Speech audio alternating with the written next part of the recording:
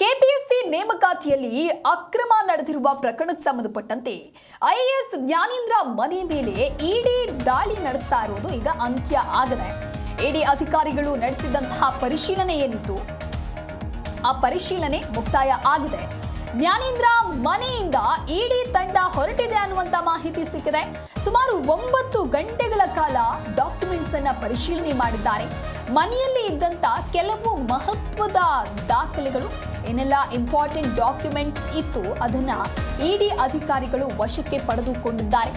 KPSC ಪಶು ವೈದ್ಯಾಧಿಕಾರಿಗಳ ನೇಮಕಾತಿ ಹಗರಣಕ್ಕೆ ಸಂಬಂಧಪಟ್ಟಂತೆ ದಾಳಿ ಮುಂದುವರೆಸಿರುವಂತಹ ಇಡಿ ಅಧಿಕಾರಿಗಳು ಐಎಎಸ್ ಅಧಿಕಾರಿ ಜ್ಞಾನೇಂದ್ರ ಕುಮಾರ್ ನಿವಾಸದ ಬಾಗಿಲು ಮುರಿದು ಒಳ ಪ್ರವೇಶಿಸಿ ಪರಿಶೀಲನೆಯನ್ನ ಮಾಡುವಂತ ಕೆಲಸ ನಿನ್ನೆಯಿಂದಲೂ ಕೂಡ ಆಗ್ತಾ ಇತ್ತು.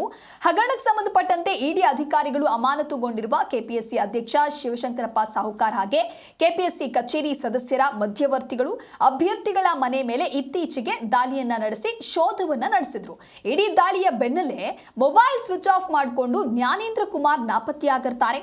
ಬೆಂಗಳೂರಿನ ಜಯಮಹಲ್ ಬಡಾವಣೆಯಲ್ಲಿರುವಂತಹ ನಿವಾಸದ ಮೇಲೆ ಇಡಿ ಅಧಿಕಾರಿಗಳು ನಿನ್ನೆ ದಿಢೀರನೆ ದಾಳಿ ನಡೆಸ್ತಾರೆ. ಕೆಲವು ಮಹತ್ವದ ಡಾಕ್ಯುಮೆಂಟ್ಸ್ ಅನ್ನು ಕೂಡ ಇದೀಗ ಅಧಿಕಾರಿಗಳು ವಶಕ್ಕೆ ಪಡೆದುಕೊಂಡಿದ್ದಾರೆ ಅನ್ನುವಂಥ ಮಾಹಿತಿ ಸಿಕ್ಕಿದೆ. ಇನ್ನು ಕೆಪಿಎಸ್ಸಿಯಲ್ಲಿ ಪರೀಕ್ಷಾ ನಿಯಂತ್ರಕರಾಗಿದ್ದಂತಹ ಜ್ಞಾನೇಂದ್ರ ಕುಮಾರ್ ಅವಧಿಯಲ್ಲಿ ಪಶು ವೈದ್ಯಾಧಿಕಾರಿಗಳ ನೇಮಕಾತಿ ಹಗರಣ ನಡೆದಿದ್ದು, ಈ ಹಗರಣದಲ್ಲಿ ಇವರು ಭಾಗಿಯಾಗಿರುವಂತಹ ಆರೋಪದ ಹಿನ್ನೆಲೆ ಅವರ ನಿವಾಸದ ಮೇಲೆ ದಾಳಿಯನ್ನು ನಡೆಸಿ ಪರಿಶೀಲನೆಯನ್ನ ಮಾಡಲಾಗಿದೆ.